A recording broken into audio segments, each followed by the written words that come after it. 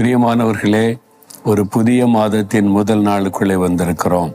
இந்த மாதத்தினுடைய சிறப்பு என்னவென்றால், இயேசு கிறிஸ்து சிலுவிலே மரித்து உயிர்த்தெழுந்ததை அதிகமாக நம்ம நினைவு கூறுகிற ஒரு மாதம். திருச்சபை முழுவதிலும் இயேசுடைய சிலுவை பாடுகளை குறித்தும் அதன் பிறகு அவருடைய உயிர்த்தெழுதலை குறித்தும் தியானிக்கப்படுகிறது. இந்த நாளில் உங்களுக்கு தேவன் என்ன வாக்கு கொடுக்கிறார், இந்த மாதத்தில் என்ன நடக்கப் போகிறதுன்னு அறிய ஆவலோடு இருக்கிறீங்கல்ல. வெளிப்படுத்தின விசேஷம் 12ஆம் அதிகாரம் 11ஆம் வசனத்தில், ஆட்டுக்குட்டியானவருடைய இரத்தத்தினால் சாத்தானை ஜெயித்தார்கள் என்று எழுதப்பட்டிருக்கிறது. அதாவது நீங்கள் ஜெயிக்கிற ஒரு நாட்கள் இவை. நீங்கள் ஜெயிக்க போறீங்க. உங்களுக்கு விரோதமாய் போராடுகிற பிசாசு உங்களுக்கு விரோதமாய், குடும்பத்துக்கு விரோதமாய், உங்களுடைய ஊழியத்துக்கு விரோதமாய், உங்களுடைய பிஸ்னஸுக்கு விரோதமாய், உங்களுடைய வாழ்க்கையில் ஒவ்வொரு காரியத்துக்கு விரோதமாக அவன் எழும்பி